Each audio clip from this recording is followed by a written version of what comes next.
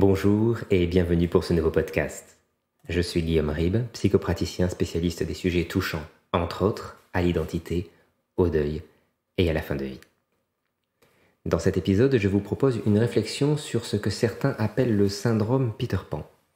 Les raisons de celui-ci, comment il s'exprime aujourd'hui, les mécaniques qui sont à l'œuvre en arrière-plan et l'enjeu que représente le fait d'en sortir. Personnellement, bien sûr, mais aussi collectivement, pour que notre civilisation passe à un nouveau degré de maturité. Le sujet d'aujourd'hui, Peter Pan et le sens envolé. Le syndrome Peter Pan. Il est un pays imaginaire où le temps n'a pas prise, ou c'est ce que l'on aimerait se dire. Un pays où les enfants le restent à jamais, vivant les plus extraordinaires aventures, sans se soucier des éventuelles conséquences. Un pays de promesses, un pays de jeux. L'enfance. Mais le pays n'est qu'une île, et l'île qu'un mirage, ou plutôt que le pilier sur lequel se fondera bientôt la cité, toute une cité qui recouvrira la terre de son ombre. Désormais êtres des nus, nous serons témoins de sa lente disparition dans la brume. Bien vite, nous oublierons jusqu'à ses contours, nous remémorant à peine quelques hauts faits du temps jadis, où nous n'étions pas vraiment nous. La société divise communément l'existence des individus en parties non égales, que sont l'enfance et ses chimères, l'adolescence et ses explosions hormonales, l'âge adulte, et la suite n'est pas très bien définie.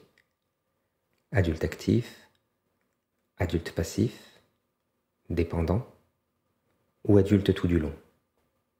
On peut au besoin subdiviser chacune des catégories à loisir, rien ne nous en empêche, mais cela ne changerait rien pour notre présent exposé, puisque notre sujet tourne, pour l'instant encore, autour de Peter Pan, l'enfant qui ne voulait pas grandir.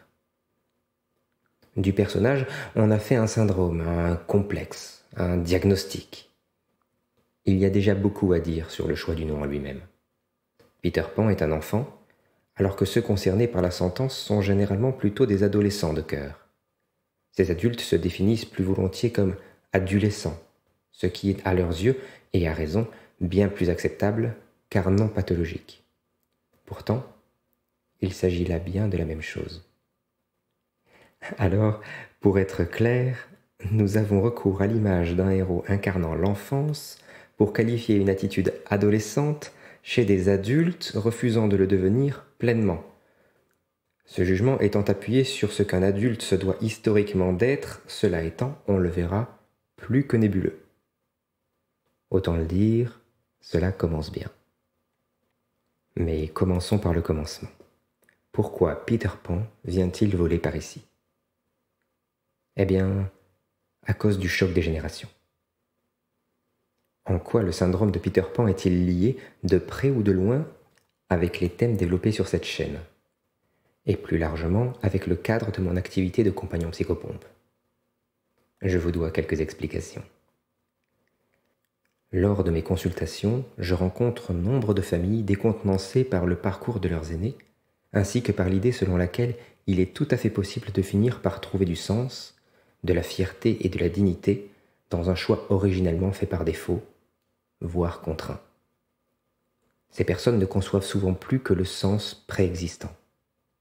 Pour beaucoup, c'en est devenu un critère de sélection, une variable entrant en ligne de compte pour décider si oui ou non elles s'attelleront à une tâche et alloueront du temps. Trouver du sens leur est étranger. Pas la patience, pas le temps, manque d'intérêt, ou ils n'ont tout simplement jamais appris. Le sens, trop en sont aujourd'hui seulement consommateurs, ils ne l'assimilent plus. Ils en sont dépendants, on adore le parfum, mais s'y avèrent intolérants. Ils n'en font rien, ne savent pas quoi en faire en fait. Quoi de plus normal, ce n'est pas le leur. Du coup, ils en consomment des quantités croissantes et le banalise ainsi, le rendant indispensable mais quelconque, aussi vite ingéré, aussi vite oublié, évacué. Il sera bien vite temps d'en trouver un autre, ou le même, peu importe, sous une autre forme, pour satisfaire la soif insatiable qui les tenaille. Qu'importe après tout, tant qu'il y en a. Il s'agit là d'un changement fondamental, non de société, mais de l'homme et ses attributs, de son identité, de ses aptitudes. Un changement réversible et non encore critique, heureusement, mais qui n'en est pas moins alarmant. Aussi, il ne faut pas se voiler la face. On balayera sans doute la chose en invoquant que tout cela n'est finalement qu'une question de génération et que les mêmes observations se répètent depuis l'aube des temps. On pointera à juste titre que la société a changé. C'est exact, tout cela est vrai. Mais se contenter de hausser les épaules ne fait que recouvrir ce qui se passe dans les profondeurs d'un mince voile de négligence, voire de résignation. Car l'évolution dont je parle ici n'a rien de l'anecdote, elle redéfinit notre rapport à nous-mêmes. Elle redéfinit ce que l'homme sait être, son propre créateur. Créateur. Pendant des millénaires, l'homme s'est donné sens par son travail. Sa survie en dépendait. Socialement, l'oisiveté était jugée très sévèrement, tant sens et utilité ne faisaient alors qu'un. Le sens était de se rendre utile, de participer à la vie de la tribu, puis du village, sans quoi la répartition des tâches devenait inégale et les accidents survenaient, mettant à mal l'existence même du groupe sur le moyen terme. Et peu voyaient au-delà. Le travail, cette participation spontanée aux besoins de tous, et donc par là de chacun, était la finalité d'une expérience de vie calquée sur celle des ancêtres, répétée sous leurs yeux et améliorée à la marge, la recette antique ayant déjà fait ses preuves. Les religions, croyances et spiritualités diverses abondaient en ce sens.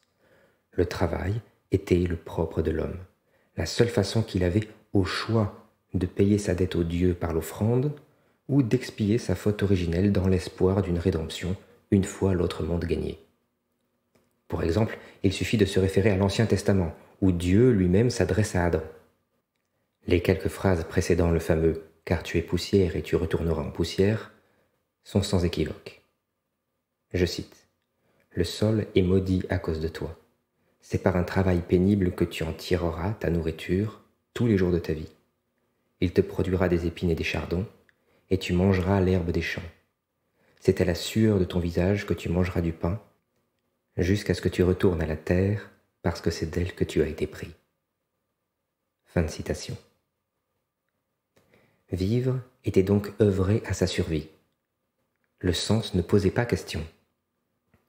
Entrer dans l'âge adulte par le rituel ou la force des choses, celui qu'on nommerait aujourd'hui à peine préadolescent s'acquittait de sa part vis-à-vis du groupe en nourrissant les bêtes, tirant l'eau, portant le bois, ou plus simplement encore en étant donné en mariage ou confié en apprentissage, ce qui revenait, in fine, à avoir une tête de moins à nourrir au quotidien. Dans ce monde des origines, et d'une certaine manière jusqu'à l'ère pré-industrielle, le sens ne faisait donc pas question. Il était. Tout comme, métaphore usitée, la lumière ne serait pas la lumière sans l'ombre, le sens ne trouvait aucun autre opposé polaire que le chaos. Un chaos tenu en respect pour avoir jadis enfanté la conscience dont chacun usait suffisamment pour comprendre qu'un retour à celui-ci signifierait perdre la vie. Littéralement, l'idée même de ce savoir-vivre. Et l'idée même. Tout perdre. Face au chaos, une origine s'en différenciant pourtant à peine, mais une origine donnant une direction, le sens. Et ce sens se vivait comme un continuum, en temps aussi bien passé, présent qu'à venir. Ce sens, c'était quelque part celui de l'espèce tout entière, avant même que l'individu vienne tout gâcher. Cela dit, avec les années et en chacun, le sens se teintait irrémédiablement des expériences éprouvées. La spécialisation remonte plus loin qu'on ne le croit. Imposée ou spontanée, l'expertise permit une amélioration de la transmission des savoirs, une meilleure santé au groupe, son autosuffisance relative, ainsi qu'une explosion démographique qui, bien qu'elle prête à sourire en regard des courbes de notre société dépendant entièrement des énergies fossiles, était pour ces temps tout à fait prodigieuse. Le sens s'alliait ainsi peu à peu au plaisir, à la fierté saine. Il devenait quelque chose de personnel, de structurant, de définissant. Le sens cessait de se poser en condition et lentement, en chacun, se muait en nécessité personnelle et personnalisée. Une boussole causant son lot de frictions, d'intolérance, de conflits et de morts, mais un sens propre, non plus fondation mais outil, évoluant avec l'œuvre qu'il façonnait et étant façonné par elle. Mais ça, c'était avant. Aujourd'hui, et depuis la révolution industrielle, les choses sont passablement différentes. Dans une société capitaliste où c'est l'homme lui-même qui est devenu outil, l'individu est sommé de se garder de trop d'initiative, de trop de créativité, bien qu'on prétende l'inverse. De se garder de tout ce qui pourrait entraver ses résultats, ses performances, son endurance, ses réflexes, qu'importe, son bon fonctionnement. Si la pensée créative est louée de conférence en conférence, elle ne l'est que pour les plus grands, ceux à la tête d'empire ou souhaitant y parvenir, intégrer le club des fameux 1%. Tout est possible, n'est-ce pas? Alors pourquoi pas moi? Le rêve, désormais américain, de se hisser hors d'une condition déclinante, puisque nivelé par celles et ceux s'employant au même jeu que nous et y ayant réussi. En réalité, et à tous les étages hormis le plus haut, l'initiative est découragée. Elle est, à raison, vue comme une menace pour ceux en place qui risqueraient de tout y perdre. Garder l'ascendant. La logique de la meute, telle que cela figure l'homme contemporain, empêtré dans un schéma délirant gagnant-perdant dont la mort vaccine toujours. Hélas, tenir museler les aspirations d'une population entière s'avère catastrophique pour son rendement. Il a donc fallu que nos dirigeants, de toutes sortes, apprennent comment ménager la chèvre et le chou, de sorte que la bête avance enthousiaste, et que le chou ne lui parvienne en réalité jamais, car elle sortirait ainsi de sa condition, ce qui serait tout à fait préjudiciable. Aujourd'hui, à l'heure d'Internet et des réseaux sociaux, et puisque tout l'est devenu, on appelle cela de la modération. Mais attention, pas l'ancienne vertu grecque synonyme de tempérance, non. La seconde proactive, cachant la belle idée de réduction, de contrôle, s'appliquant uniquement à autrui. Et Peter Pan dans tout ça. Et notre syndrome du refus de l'âge adulte. Nous y revenons enfin. Les nouvelles générations, témoins impuissantes de la modération opérée sur leurs parents, et pour les plus jeunes parfois grands-parents, ont bien intégré que si rien n'était fait, ce n'était pas seulement le climat qui allait se casser la figure, mais que leur sens profond, la chance même de celui-ci, serait réprimé par tous les moyens. Par tous les moyens, et ce en parallèle de l'exacerbation du besoin que ce sens comblerait, idéalement remplacé par la liberté procurée par une nouvelle voiture, l'énergie fournie par un soda révolutionnaire, un téléphone à la définition encore inégalée, ou enfin un parfum à faire ramper l'autre sexe, ou le même d'ailleurs, à vos pieds. Dès lors, ce n'est plus à l'essor d'un sens outil que l'on assiste, mais à la réclamation d'un sens abouti, complet, séduisant, clé en main, et ce avant même que l'entreprise ne commence. Le règne du pourquoi. Nos jeunes ne refusent pas de grandir. Ils exigent des garanties de sens que la société ne peut et ne devrait pas leur fournir sans risquer de s'effondrer en bloc, puisque construite sur sa négation. Cette revendication ne pouvant être satisfaite, les nouvelles générations sont laissées sur le bord de la route, noyant leurs désillusions dans les outils qu'on a conçus pour elles. À nouvelle chèvre, nouveau chou, nouveau monde. Un monde où nos jeunes ne refusent pas de grandir, non, ils en sont incapables, privés dès l'origine de la garantie de pouvoir, un jour, au moins, se faire sens. Garantie sans laquelle on ne peut raisonnablement mettre un pied devant l'autre. Et c'est ainsi que sont acculées les générations qui, gangrénées par le doute, doivent pourtant prendre la relève des précédentes et redresser ce qu'il reste d'un monde partant déjà en lambeaux. une génération en recherche perpétuelle et désespérée de sens à s'approprier, appliquant la technique centenaire de la consommation ou celle millénaire de la révolte. Deux voies non exclusives, Netflix et le militantisme.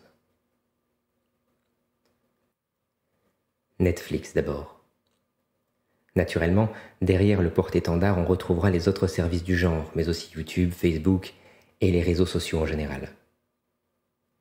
Tout cela s'entremêle pour finalement offrir un buffet de sens à volonté dont on s'empiffre d'aimer sans y regarder à deux fois, et dont on oublie la saveur presque immédiatement, trop occupé à déjà convoiter le prochain programme ou post recommandé par des algorithmes prédateurs destinés à nous noyer de publicité, ou simplement de commercialiser nos préférences à des annonceurs avides de tant de cerveaux disponibles comme on s'en souvient si bien en France. Ainsi, cela devient le temple du sens, du divertissement, de la projection. Une archive gigantesque où le sens se trouve entreposé sous sa forme mythique mais digeste, de sorte que nous n'ayons pas à le façonner nous-mêmes, ni à le porter en bandoulière. Lourd de sens, n'est-ce pas ? Effectivement. Et puis, il y a aussi le militantisme. Et, soyons clairs, il est un nombre incalculable de causes nobles méritant que l'on se batte pour elles, certes, et il est nécessaire que ce sacrifice soit fait.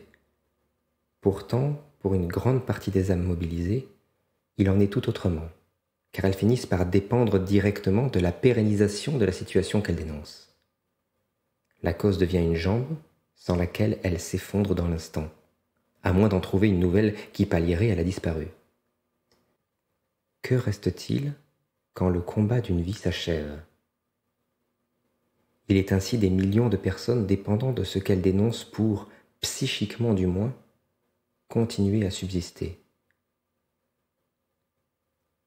Le sens comme combat, pour lui-même, le sens donné, reçu, le sens maître et non agent de changement. Un sens dangereux, car non raffiné par l'expérience, mais purifié par l'engagement le plus idéologique. Encore une fois, rien de mal à ça. Si ces combats ne viraient pas, comme dans l'exemple Netflix, à une certaine forme de dépendance, d'addiction. L'addiction au sens. Le sens, nous ne vous laisserons pas développer le vôtre, mais consommez donc celui-ci, manufacturé dans ce but, juste pour vous. Dans le premier cas, vous pécherez de gourmandise, pris dans un éternel cercle de fiction où vous vous réincarnerez sans cesse. L'ultime rêve éveillé. Le sens à votre porte, n'importe lequel, c'est ce que vous choisirez selon votre humeur du jour. Le sens au bout des doigts. Dans le second, vous pécherez de colère, priant secrètement qu'elle ne se taise jamais, car face à l'injustice dont vous avez été victime, elle vous définit désormais entièrement. Il faudra bien alors trouver une raison de s'indigner, de continuer à répugner ce monde pour quelque chose, car c'est ainsi que l'on se rassure encore le mieux. Troisième ou cinquième cercle des enfers, peu importe finalement. La condamnation est éternelle et le sens nécessairement absent. L'objectif ? La satisfaction immédiate. L'orgueil, toujours l'orgueil.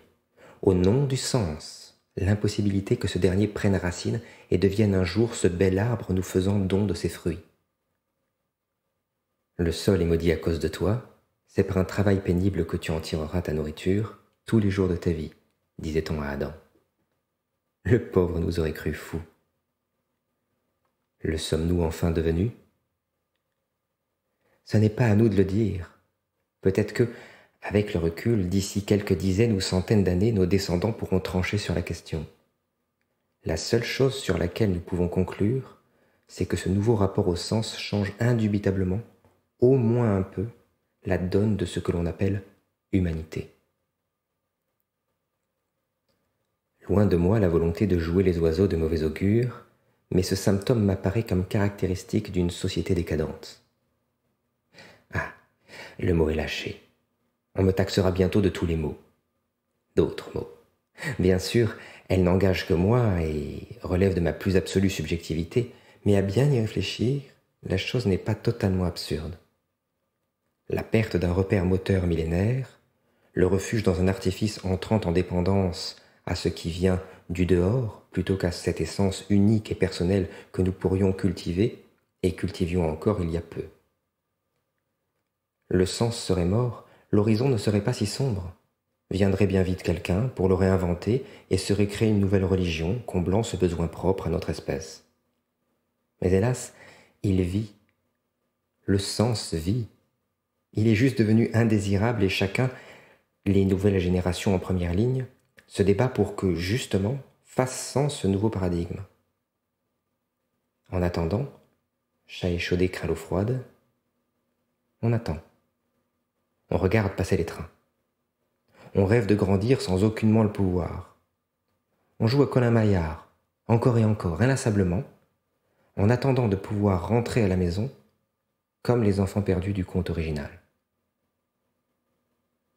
Mais alors, quid de notre héros sujet, Peter Pan? Un pantin. Un pantin agité par des mains naïves comme cyniques, c'est selon, afin que ceux ne pouvant se conformer au système soient relégués au pathologique. Logique? Qu'attendrait-on d'un personnage nommé après le dieu dont la mère se trouve être Ibris, incarnation du vice, du crime, du même nom? Dans une société où l'anonymat est devenu la norme, l'hubris, trouble du pouvoir, s'est fait ordinaire et va désormais rampant. L'explosion des profils narcissiques en atteste, il n'est nulle part terre d'asile lorsqu'il s'agit de se libérer de l'ego. Jadis cantonné aux grandes agglomérations, on le retrouve aujourd'hui bourgeonnant dans les plus petits villages, où une jeunesse numérique en mal de réalité erre à la recherche d'un peu de sens dans les couloirs virtuels où, stériles, il se trouve désormais. Reste à être adulte. Être adulte, qu'est-ce en fin de compte? Existe-t-il déjà quelqu'un pour le dire, tant l'humanité elle-même en est encore à ses années boutonneuses, balbutiante, se cherchant en secret, en voyant valser la table sur laquelle son cou fin de jadis restera posé. Une humanité se faisant encore justice, absolvant, condamnant selon son propre référentiel. Quoi de plus normal, me direz-vous? Quoi de plus terrifiant? C'est la fin de cet épisode. Merci de l'avoir suivi. Abonnez-vous si vous voulez être tenu au courant des nouvelles sorties de la chaîne. Quant à moi, je vous dis à bientôt.